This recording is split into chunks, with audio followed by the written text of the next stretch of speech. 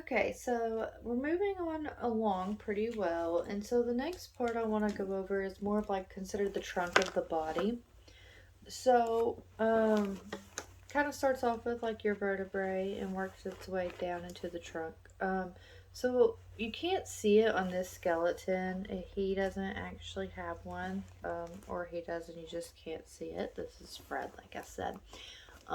So up here you have what is called a hyoid bone, and it's kind of like it's connected, but it's a little bit different. It kind of sticks out more. And this bone is axial, and it is a flat bone. After your hyoid bone, um, one thing about your hyoid bone, my bad, is that during like an autopsy, for instance, if the hyoid bone right here was to be fractured because it is so hard to kind of get to, um, and it really, if you get to thinking about it, it's kind of crazy. But if it's fractured in the autopsy, then it can suggest that a person was strangulated as their cause of death. Um, so that's one of the things that they look for in, like, I guess like homicides and stuff, is if that hyoid bone was fractured, then that would mean that they were strangulated.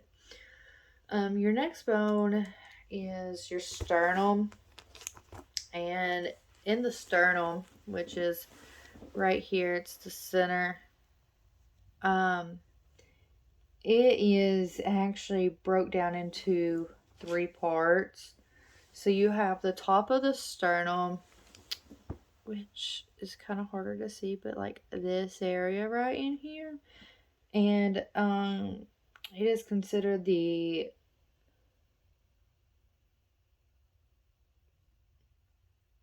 manu manubrium. Sorry, I have a hard time pronouncing some of these. Um, and this, and then you also have the body of the sternum, which would be this long piece right here. And then you have like this little triangle kind of deal going on right down here. And this one is your exfoid bone, exfoid process. All of these right here combined, these are all axial and have a flat shape. As you can tell, they are a pretty flat bone. After those, then we go into your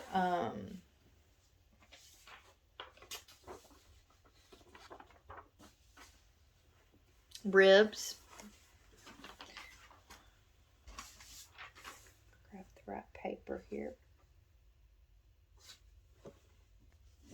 So on your ribs, you got ribs on both sides.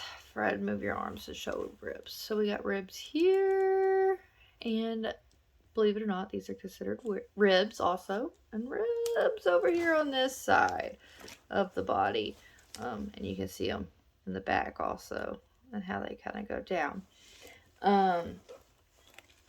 All of the ribs are considered to be axial and have a flat shape. As you can kind of tell, they are flat. At first I wanted to say that they were long bones, but once I learned what would be more considered of a long bone, then I understood why these were considered flat. So on your ribs, you have what are considered true ribs, and there's 7 views that you could kind of see of those.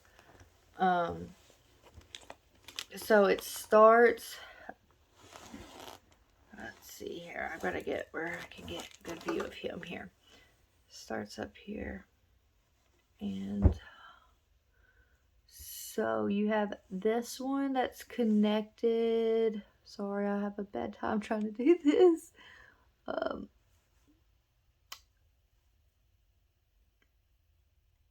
This one right here, which is automatically connected to the sternum. That's 1. And then you have this one, that's 2. Then you have this one that's 3, 4, 5, 6, and 7 is up here. And it's the same on this side also.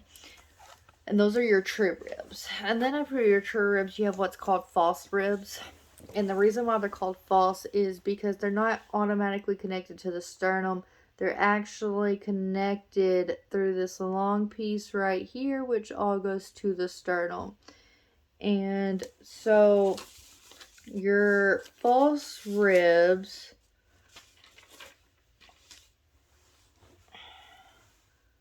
you have 1 right here, 2, and 3. These are your false ribs. See how they're not connected straight up. They're connected through this. And then you have what are considered the false floating ribs. And that are these little things right here. You got this one and you got this one. So there's 2 on each side of your body that are false. Those are just the ribs that come out, but they're not connected to anything. So on the true ribs, they are attached to the sternum by themselves, with their own costal cartilage. The false ribs and their costal cartilage are attached to the cartilage of the rib above them. And then the false floating ribs do not attach to the sternum at all, as I showed you.